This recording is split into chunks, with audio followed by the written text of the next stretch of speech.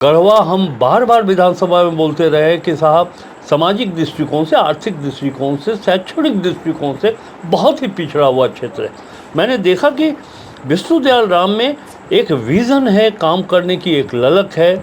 अब अगर वो सामाजिक क्षेत्र में आया है तो वो काम करना चाहता है, तो मैंने उनके गुणों को देखते हुए ये निर्णय लिया कि इनकी मदद की जाए, और तब मैंने राष्ट्रीय जनता दल पार्टी को छोड़ देना उचित समझा। बीडी राम जी का सपोर्ट क्यों कर रहे हैं आप? खुलेआम उनका प्रचार क्यों कर रहे हैं? अभी तो आप बीजेपी में हैं भी नहीं। अभी हम निर्दलीय हैं, कोई रोक नहीं सकता। बीडी राम जी के पास मैंने अभी थोड़ी देर पहले आपको बताया है कि साहब एक विज़न है कैसे काम करना है। और एक चीज़ आप देख लीजिए, मेरा अपना अनुभव रहा है कि किसी भी पब्लिक रिप्रेजेंटेटिव जब किसी काम को एक्सिक्यूट करता है, उसको सैंक्शन करवाता है, किसी भी प्लान को, किसी भी योजना को, तो अधिकारियों से उसका संपर्क होना बहुत ज़रूरी है। मैंने देखा है कि बीडी राम जी को केंद्र स्तर पर हो या राज्य स्तर पर प्रशासनिक अधिकारियों से बड़ा अच्छा लियाज़न है, लोगों से, नेताओं से अच्छा लियाज़न है। तो अब क्या नेता का ये वक्त आ गया है जब लोगों को ये बताए कि नहीं भाई, ये है तुम्हारा ड्यूटी, ये है मेरा ड्यूटी, ये तुम्हारा राइट, ये है मेरा राइट, ना तुम भगवान हो ना हम भगवान हैं। पर यहाँ तो वही बता रहे हैं, जो राम को लाए हैं हम उनको लाएंगे। किसी धार्मिक भावना से वोट की मांग नहीं की जा रही है। सेंट्रल लेवल पर, इंटरनेशनल लेवल पर जो देश के प्रधानमंत्री मोदी जी की जो उपलब्धि है, उसके आधार पर वोट की मांग की। कांग्रेस तो कह रही है कि ऐसा देश में पहले प्रधानमंत्री देखा जिसने हिंदू मुसलमान अपने शब्द मंचों से उच्चारण कर रहा है। कांग्रेस, मैं 15 वर्षों तक कांग्रेस का विधायक रहा हूँ, और मैं ये कह सकता हूँ पूरी संजीदगी के साथ कि कांग्रेस अपने गिरेबान में झांक करके देख ले कि उनका पॉलिटिकल कैरेक्टर क्या है, पॉलिटिकल एथिक्स उनके पास क्या है। आरजेडी छोड़ने का तो ये भी एक कारण हो सकता है कि आज तक आप इतनी बार माननीय बने, सांसद नहीं बने। शायद सांसद मिलने का मौका मिलता। 2 बार मैं सांसद का चुनाव लड़ चुका हूँ। अब इस राजनीतिक पड़ाव पर आकर के मुझे सांसद बनने की कोई लालसा नहीं है। और मैं यहाँ तक भी कहना चाहता हूँ कि राजनीति ने मुझे बहुत कुछ दिया है, जनता ने मुझे बहुत कुछ दिया है, किसी चीज़ की लालसा अब मुझे नहीं। अभी हम ऐसी शख्सियत के पास हैं जिसका परिचय क्या दे वो खुद ही मैं नहीं समझ पा रहा हूँ। ये मान के चलिए कि 5 बार के विधायक राधा कृष्ण किशोर के साथ हैं। किशोर जी आपको पूर्व आरजेडी का नेता कहें, पूर्व बीजेपी का नेता कहें, या किसी और दल का नाम, कैसे आपका परिचय करा है अभी फ़िलहाल? राजनीतिक व्यक्ति यदि आप कहें तो ये बेहतर होगा। और एक चीज़ आप देखें कि जब आप राजनीतिक क्षेत्र में हैं तो आपका उद्देश्य होता है क्षेत्र की सेवा करना, समाज के लिए सेवा करना। कोई यूं ही कोई राजनीतिक दल नहीं बदलता है, उस संस्था की भी कहीं ना कहीं चूक होती है। मैं बता दूं, चूँकि इतना महत्वपूर्ण प्रश्न आपने छेड़ा है, पूरे पलामू में मैंने कांग्रेस की पहचान बनाई थी जिलाध्यक्ष के नाते, लेकिन लोकसभा में लड़ना चाहता था। जब मैं गया तो कांग्रेस पार्टी के वरिष्ठ नेता आर.के. धवन साहब ने कहा कि लालू जी से पूछ लीजिए, अगर वो पलामू संसदीय सीट छोड़ेंगे तो मैं आपको टिकट दे दूंगा। हमने कहा कि नेता हम सोनिया जी को माने कि लालू जी को माने, और मैंने तनिक विलम्ब नहीं किया, रांची पहुंचते ही मैंने इस्तीफा कर दिया कि जिस पार्टी का नेता लालू जी हों वहाँ क्या औचित्य हो सकता है। उसके बाद मैं जनता दल यूनाइटेड में आया। जनता दल यूनाइटेड की स्थिति ये थी, वो भी लोकसभा में शरद यादव जी और राजनाथ सिंह जी के बीच में जो तालमेल हुआ था, यहाँ 14 सीट में 2 सीटें मिली थी जनता दल यू को गठबंधन के तहत, पलामू और चतरा। और जब मैं चुनाव मैदान में उतरा तो मुझे लगा कि भारतीय जनता पार्टी के जो स्थानीय जिला स्तरीय नेता हैं, उन लोगों ने एक अन्य व्यक्ति को खड़ा करके निर्दलीय उनका समर्थन कर दिया। तो मैंने कहा कि जब आपस का तालमेल ही नहीं है तो फिर इस ऐसे संगठन में रहने की क्या हो सकता है। आप खुद रहे हैं, विधानसभा को कवर करते रहे हैं, विपक्ष के जो भी नेता थे सदन के अंदर जो आरोप लगाते थे रघुवर दास जी के ऊपर, हमारी पार्टी के ऊपर, मैं भारतीय जनता पार्टी में पहली बार 1952 से चुनाव हो रहा है और 2014 तक कभी छतरपुर विधानसभा क्षेत्र में भारतीय जनता पार्टी की जीत नहीं हुई थी। भारतीय जनता पार्टी ने जब मुझको लिया तो मैंने उस सीट को भारतीय जनता पार्टी के झोली में डाला। मेरी क्या गलती थी कि रघुवर दास जी ने मेरा टिकट काट दिया था? क्यों बता पाएंगे? वो नहीं बता पाएंगे। और तब एक अंदर का तेवर होता है कि बिना गलती के आपने ये काम कर दिया। और जहाँ तक दल बदलने का प्रश्न उठता है, पांडे जी मैं आपको बताऊं कि कोई भी राजनीतिक व्यक्ति चुनाव आने के 4 साल पहले दल ज्वाइन नहीं करता है, चुनाव में इधर से उधर जाता है।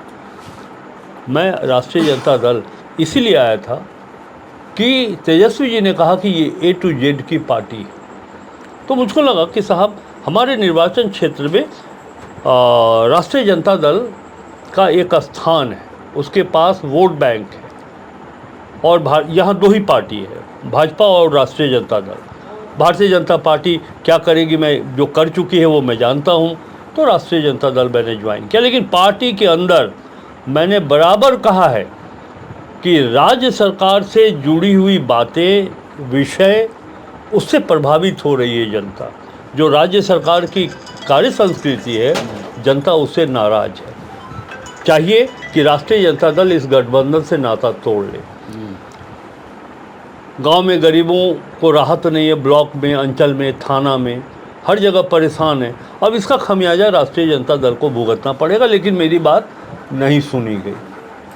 और मैंने ये देखा कि ये A to Z की पार्टी ही नहीं है, ये एक ही लोगों की पार्टी है। आप उठाकर के संगठन में देख लीजिए, झारखंड के प्रभारी से लेकर के और युवा राजद, महिला राजद, प्रदेश अध्यक्ष, प्रधान महासचिव राजद, तो सब एक ही लोग बैठे हुए। तो A to Z की पार्टी हम कैसे कर सकते हैं? मैंने छोड़ा।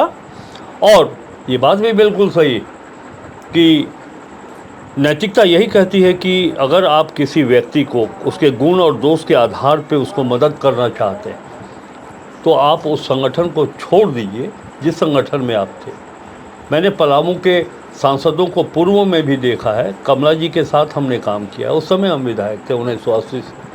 तमाम सांसदों को देखा है, इसलिए नहीं कि विष्णुदयाल जी हमारे संबंधी हैं, रिश्तेदार हैं, बल्कि इसलिए कि एक क्वालिटी है। पलामू, गढ़वा, हम बार बार विधानसभा में बोलते रहे कि साहब सामाजिक दृष्टिकोण से, आर्थिक दृष्टिकोण से, शैक्षणिक दृष्टिकोण से बहुत ही पिछड़ा हुआ क्षेत्र है।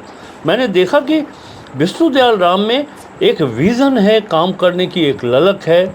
और जो व्यक्ति डायरेक्टर जनरल पुलिस रह चुका हो, 40-42 साल तक IPS रह करके पुलिस की सेवा की हो, अब अगर वो सामाजिक क्षेत्र में आया है तो वो काम करना चाहता है। तो मैंने उनके गुणों को देखते हुए ये निर्णय लिया कि इनकी मदद की जाए, और तब मैंने राष्ट्रीय जनता दल पार्टी को छोड़ देना उचित समझा। ठीक है, ये तो आपका ओपिनियन है।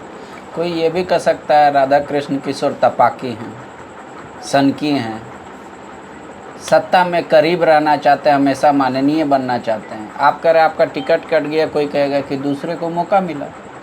आप 5 टर्म के विधायक हैं, नए पीढ़ी कैसे पौध नहीं, ऐसा नहीं हो सकता है। जब आप कहीं कैरियर बनाते हैं, ये सिर्फ राजनीति है कि दूसरों को मौका मिलना चाहिए। आप मेडिकल सेक्टर में चले जाइए, इंजीनियरिंग सेक्टर में चले जाइए, तब तो आप किसी एग्जीक्यूटिव इंजीनियर को हटा करके और दूसरे को बैठा दीजिए एग्जीक्यूटिव इंजीनियर पर। ये तो सरकारी हमारा नौकरी नहीं है भाई, ये हमारा कैरियर है पॉलिटिक्स। हम दूसरे जगह भी जा सकते थे, दूसरे क्षेत्र का भी चुनाव कर सकते थे, वहाँ हम काम कर सकते थे। और ऐसा नहीं है कि हम उसे योग्य नहीं थे, हम वहाँ भी जा सकते थे। पॉलिटिक्स में तो योग्यता कभी मायने नहीं रखते, क्वालिटी तो यहाँ जरूरत है। अगर मायने नहीं रखती है तो आज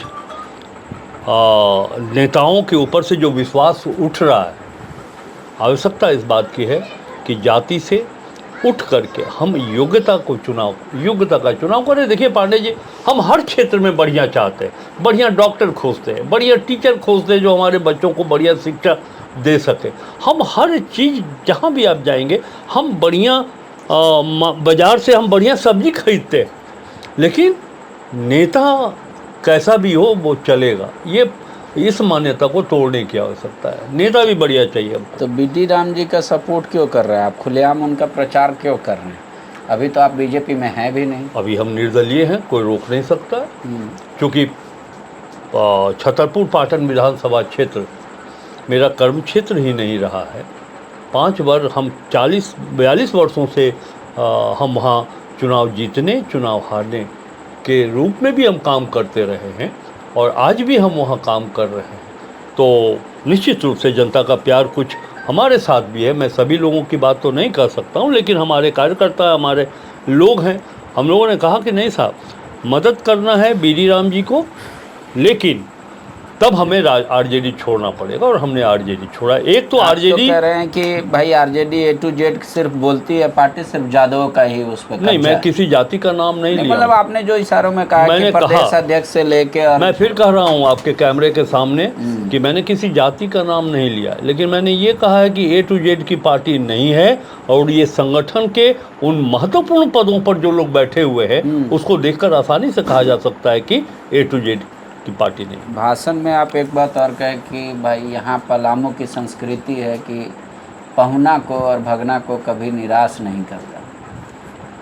तो दीदिया कह रही है कि हमारा क्या कसूर है, हमको क्यों नहीं मौका मिलना चाहिए? ये तो जनता तय करेगी, डेमोक्रेसी है, हर व्यक्ति को चुनाव लड़ने का अधिकार है।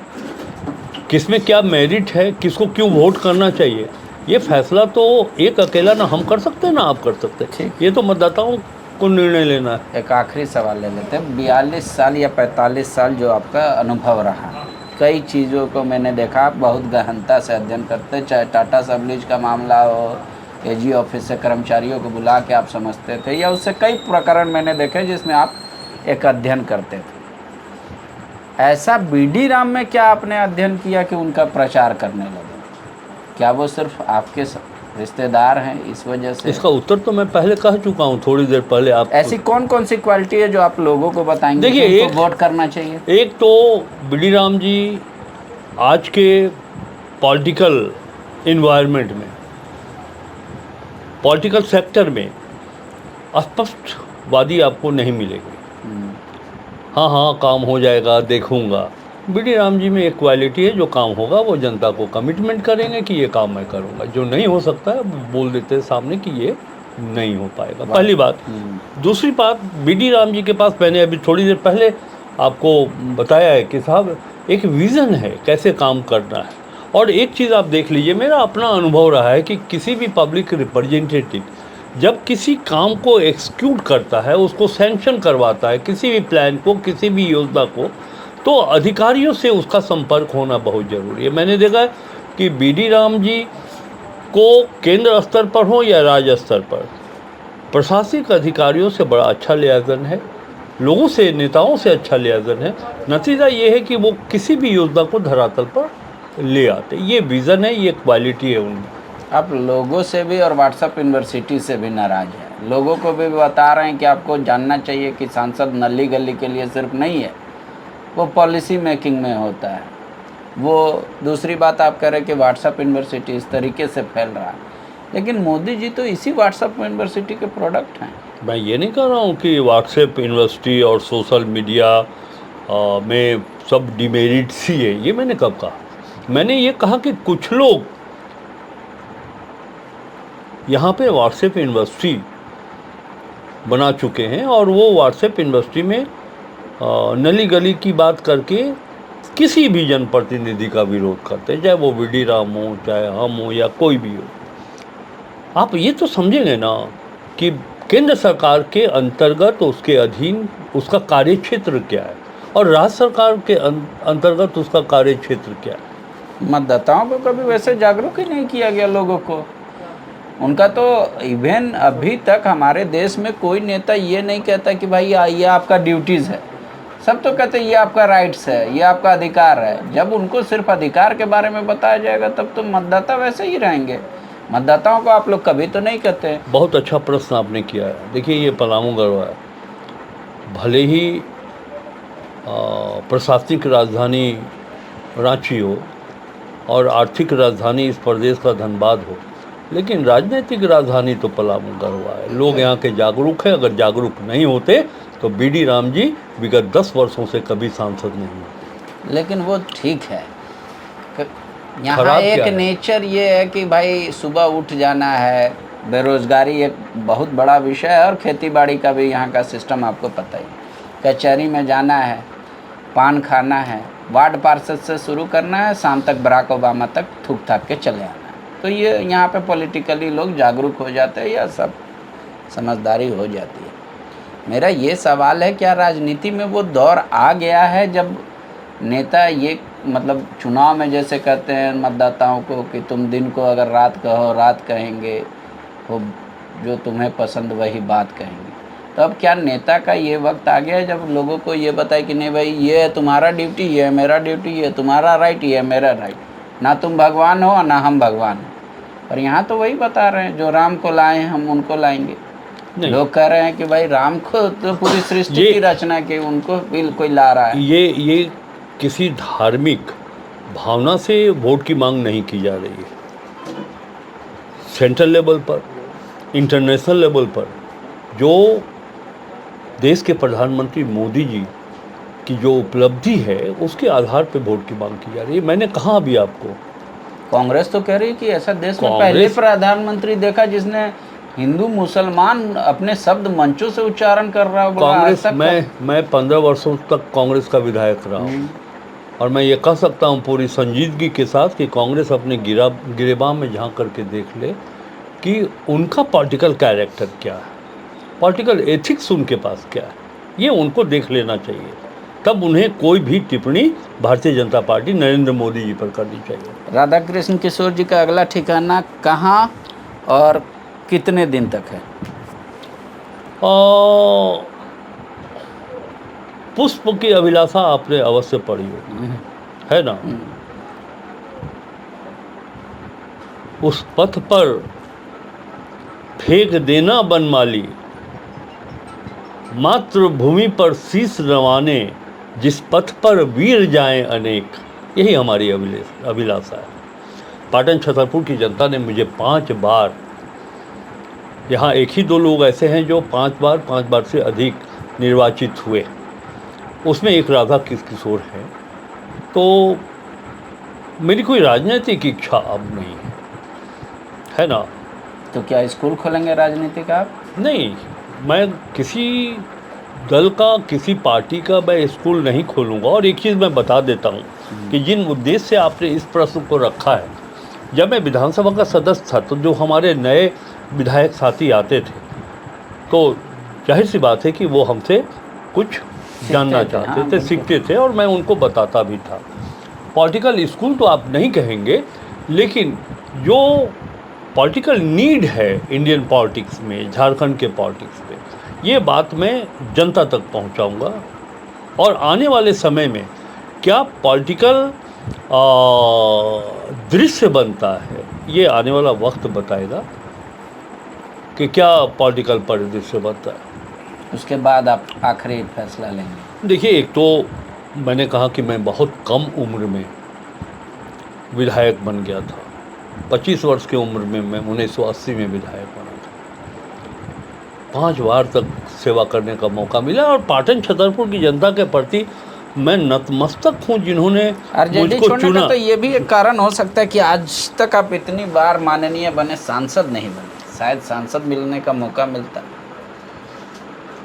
नहीं, ये गलत है। 2 बार मैं सांसद का चुनाव लड़ चुका हूँ। अब इस राजनीतिक पड़ाव पर आकर के मुझे सांसद बनने की कोई लालसा नहीं है। और मैं यहाँ तक भी कहना चाहता हूँ कि राजनीति ने मुझे बहुत कुछ दिया है, जनता ने मुझे बहुत कुछ दिया है, किसी चीज़ की लालसा अब मुझे नहीं आ रही। शुक्रिया।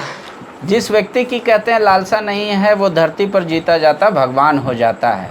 कह देना कि लालसा नहीं है ये आसान होता है, लेकिन क्या कोई मन को मार पाता है? राधा कृष्ण किशोर जी कह रहे हैं कि अब जनता को जागरूक करेंगे पॉलिटिकली रूप से। ये तो राजनीति का केंद्र ही रहा है, पाठशाला रही है और ये राजधानी रही है पॉलिटिक्स की पलामू। तो अब लोगों को भी बताएंगे कि उनका अधिकार क्या है, उनका कर्तव्य क्या है। कॉन्स्टिट्यूशन भी पढ़ाएंगे कि आप केंद्र के काम को जानिए, राज्य को काम को जानिए। इनके पास एक लंबा अनुभव है तो बात करने के लिए बहुत कुछ है। छोटे में आपके हिस्से का कितना निकल पाया वो ज़रूर कमेंट बॉक्स में लिख कर बताइए। फिलहाल शुक्रिया।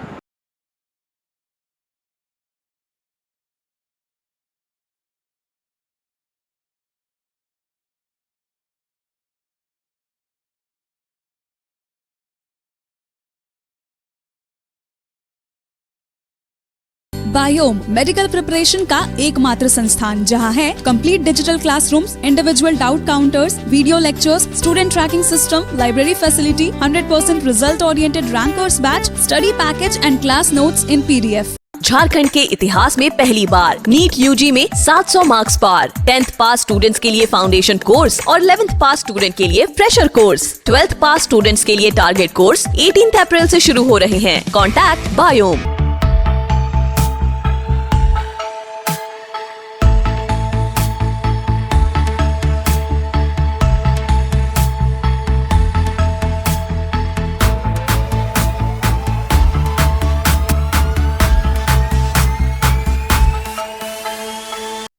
thefollowup.in.